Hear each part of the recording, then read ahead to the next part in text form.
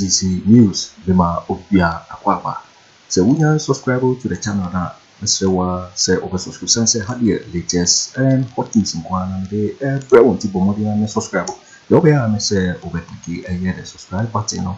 Na what belly notification we answer new video when the first person I want sa and can be. I feel so ubia na what like video no my thumbs up. Give us a thumbs up. Na feel also just say share my offer so na when you be here na wo hu ya ekoso ewo Ghana member. I feel the bread iti and summer abeto yaposo. Iti and summer ekoso iti. Monyen krawe emfama nana amoatia oforipani emame. Initially me imagine say mebo ni video no. Na nkama kasem kakra bia kire no, but upon second thought I decided to let it slide. But monyen krawe ma Chebihine amoatia nana on say free beye 2 weeks ninu maka me filiu me yadaw ye nu nyina ye som baako nana kasa no ya doso ye pa chopa ye sraw ye pa chow jainia ne politicians ni ndili na wota baby na de edi wa hinsem nana pa chow na nse me pese me try na me ne wontam ye fine unum se me nipa no me nana no me ne wa se wo osum no mu on fa awurade asem eni agro kra mesra pacho pa oluma mesra mo obi se obi timenka awie ya or record sa de we enfama watching GC News on YouTube. Nana amoatia oforipani ema me mesre no nana jainia ni ufiefu politicians ni endili jai netra baby di wahensem wahemfi ho o majeje tax in free ye ho nti obia me Bobie me nu ni asem bia yemfa o man bibia me jao sehwe so nti nana amoatia nana me pacho me srew so I ready so be ye ho fin a ka kire ye ready see no be ye ho fin nti sa hweso edi wahenie ne jai ufiefo no sa nkwasiafo no aka no na ye no omundili tinana amoatia ye pacho ye srew bebre kasa no ya donso so ba so ye government communicator ka you be from radio is near no dey see ani kama oba say information ministry adwuma aka no more appoint to then we can address you as a politician nana kasa ne ya donso sebe obia ni diwa himfie ho momuntimi nhwe obia nsuro mo wo akonwa no ene edibuo ema no but obia no wo mu fie wa obia nsuro no obia nsuro mu just a second not a single onipa gasa ni bia ni ho but akonwa no a wote so no aya akonwa kese nana diwa akonwa na ejaye na de yen ya amayosem aya okasa oboso dodo untimi nhwe obia maje aduane mfiri ho obia mesra obibia untimi nwa obia me Bobie ansah untimi mwa me untimi hweme mpacho mesra ye pacho mesra bebre nana me filiu me yadaw miura me yadaw mesra me tie video no me catch me producer say me yes me ko video no ma wan hwa asema nipa beke ka kire no enye fe nana ede be pa na wo eye sa Agyapade document no ma ensiye Kwame tell me point ade baako wo de Kwame point me sra Ghana ni bia wo tie me I don't want to play nana video ni back because we hear me hwe opposition one ayi ne nkro da busuafo no ya no de achimfo ni nyina afra wo so achimfo no kra no bosomemfo no wo problem kotokufo obunyina omo no wo problem oya no say ya achim asim say chebi no nkwa na ya achim chebi kromo okra no who told you say kromo ofo nyina no ya adwene because my family no enema mo ye no kromo on air time. You are watching Juicy News on YouTube. Opposition, hot news all time. Okosia ayi omufie abusuafo meeting eno kan say John Mahama time no we ye ufriche bi a unya adwuma nye okay ayo na yes ade no inciting tribesmen against John Mahama under any civilized society. Ese satanka John Mahama no peke amoatia. Guess what them?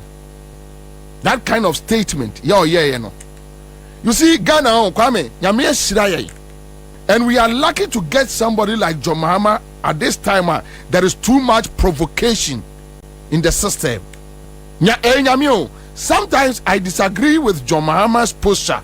I disagree with the way and this year maybe. But I told you the American say yende radiase because the kind of provocation in the system no say enyanyamea because look Okyehene bia ni wa ene obekwa akose dem ne nkrofo aye meeting aka kire omo say aban we tan yen onye amoatia ye wafa no ho adi no ne namwo. He was able to incite a whole tribesmen against one government headed by a gonja. Amoatia na yes ade no. As to whether John Mahama no were right or wrong to allow the issue to slide, I don't know. Ebi ase ya mi Bobie ansah na me certain president that time me pekeo now see yen sure mine no yen ebe hye no. And that is why me Rollins is my mentor. Rollins be ba chebu abebo in the 80s, in the 90s, obeba chebu abebo no aye din. Kwame Nkrumah beba ho obeba abebo no aye din. Ebia me the way I believe in radical approach. Say me na me work to me, I'll do it. Because you can't call your people in a room and incite them against the whole government. You know akwakoda. Nana, ufriwo ena obedi di attempt say nkrofo ebusa akwai. Say Eastern region akwai. It's another exciting week. No dey sen ebetutu ya na. Say okay. Wo check tape na mo. O menyusu ntin ha ho. Maka me feeling nana because Obiama history. You are watching Juicy News on YouTube. Hot news all time. Nana mwati aside no ya na ni peteti a break no. But nana kasa too much. Oba kachire say enye Akufo Addo buy no wode ne se ebetutu ekwan no so. Obia amfiu. Yatia ana abeka kire say Akufo Addo the free education aba and the ya bayfo ma ana criticize Akufo Addo. Okyehene mu a oti akonwa kase so. Akwala bi ka bi kire wo a na mo akoma West Africa Media Foundation Foska kirose we num didi atem. But we can't live in a society where the youth no are timid. We can't.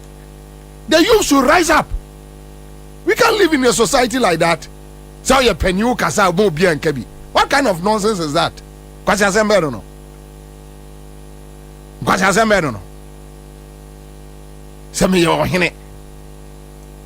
Okyehene so what? Otunfo kan na se entiasia, we should be able to reply him.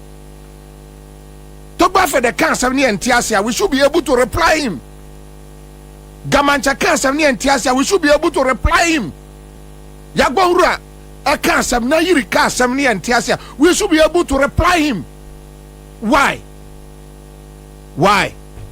Na papa mu ubio anoka kire so obi criticize Akufo Addo. Ni parents ya bayfo ntia. Hey.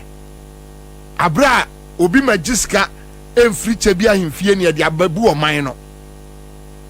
Ye mobrofo no ayenam street mu sika nketenkete no ne eboaboa no. So when you have a president like Akufo Addo who is a criminal, a thief, na so ofame misika, what's me mama me nkasa na me kasa ma wo for ya bayfo no mo de ateteme. How? Obi abebu ska free ahimfie o. Obi abesre oska. obi abesre aduane obi abebusa sa de ntina che bia mfie mo nya kwai una aye kwai una amansuo una amakane obi no wa asem obi anu ni asem. But you feel like your tribesmen and a tiakunya suntino when we criticize. Just imagine say Okyehene na Okyehene bebusa Ghana for sa de no mo criticize John Mahama. Na mo mamu try areho jai me yempesa. Then all of a sudden you are here to tell us about also say a Japanese document, you know. A hate against them. Look at this. Kwame Makacho said nana my 2 million for nana hontino. But nana menyesa, don't do that. Don't do that. You are watching Juicy News on YouTube. Hot news all time. Why did GMP Kennedy D Net2 when you Land Cruiser P Obia metnemubi Obia musu asem koso. But please allow us Jaye because nana enema bruna ni abro wudi agrana ni ma tefam a you be affected ebe onwanwa o boys na omugwa imfi onu a pump action 2x4 no ebe jiwunsam to the trawo na ma nyina yan kansam no eba abotrema na say provoke system no. Allow us to be you. Allow us please. So onkola be robo o mind to say Ghana na ye kan allow us. Hwe kwame medi jankoma yin sende ho. Mrs. Jankoma yin medi. You see and the sad part of the whole issue is that eka na abami mi die mu ntino. Untimi nka jankoma say me kana sema na me ya.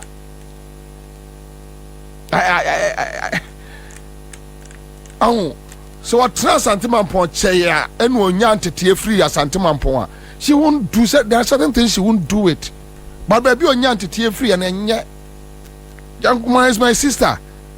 Yenina faka you call a crowbar kumu, your coffee, you call a entomba kumu, yenina bretu for. Tina make us a mempesa and the master Mekona Jaisa because ya tracy history penny far from any medidim kumu be jai Oluma. Jaisa, Jai. Kwame am 70, Mammy 70 Sunday. Yeah.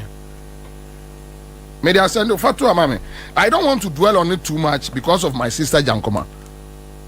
I don't want to dwell on it too much. And it doesn't mean say Omo Monka wants some more Monka. I haven't been cancer. Because yes, she's my sister. I can't stop anybody talking about her.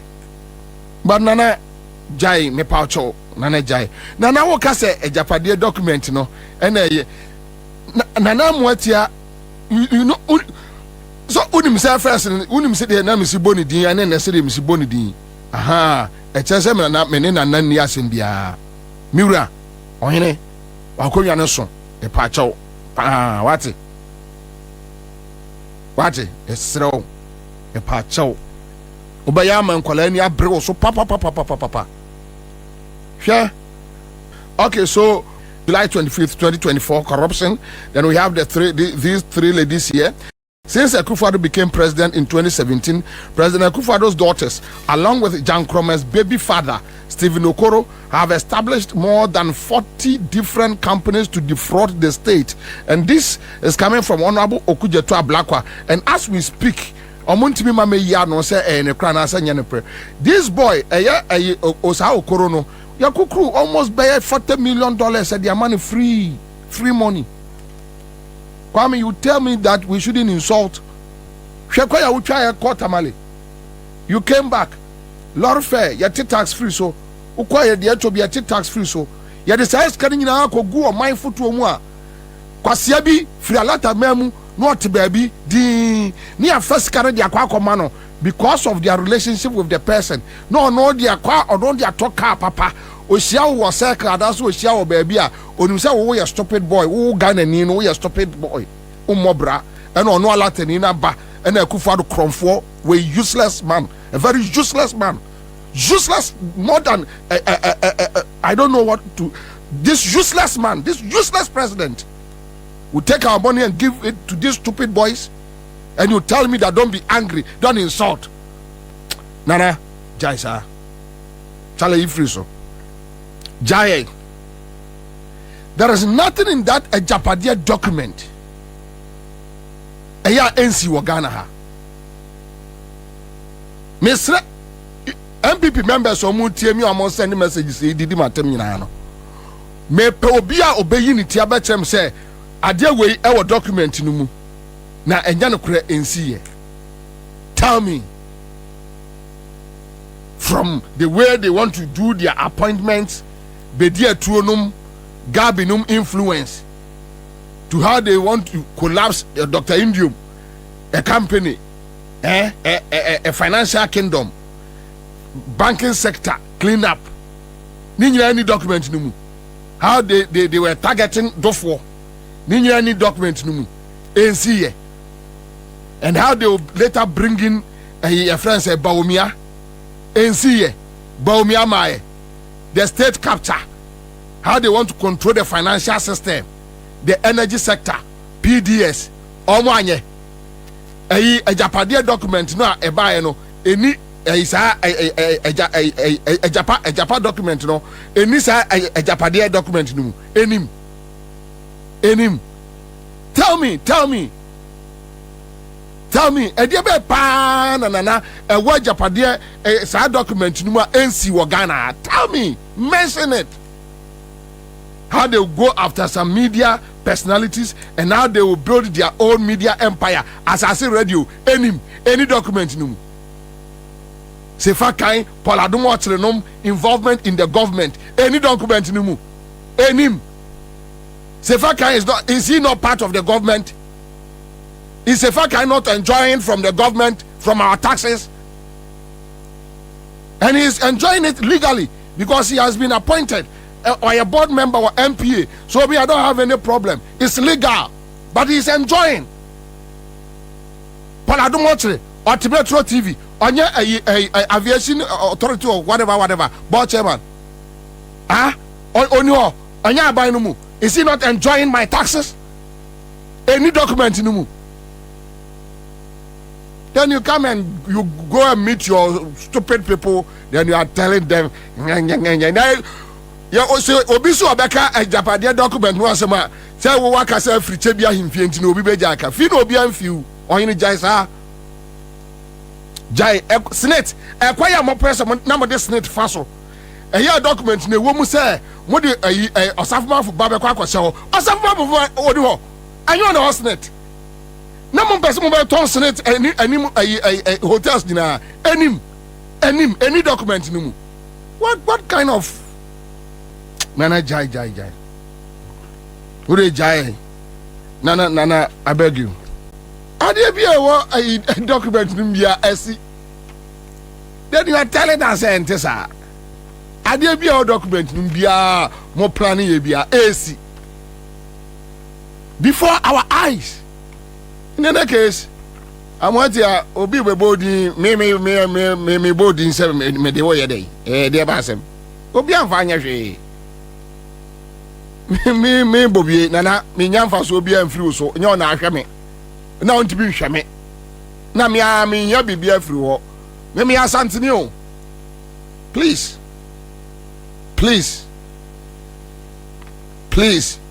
ohini mu bon wa ye hunu mu bon mo cheche mo please me ya adwuma obi so nkate na ne ba senati okoni e de agu nipa so Accra Central enye easy. Then somebody sitting somewhere say a friend Okoro now no on a president ba Adawo, so this boy can just walk in and take our taxes and ya can want some o say 50 masa yesterday we wa him fi o ate jaye wo de Tróuble bi di Okyehene obia me kan hwe nana jaye please jaye just leave us please. You waiting for waiting and someone abeka so now because so and now we no say we don't subscribe ya or they say over subscribe not like it no fee or share video no was so ma of so in be na wo hu ya eko also bit me actually what na fire and some we now e will comment box mobati nkabi in my next video. Thanks for watching. Like and share the video. You can also drop your comment. Please don't forget to subscribe. Click on the bell to turn on the notification.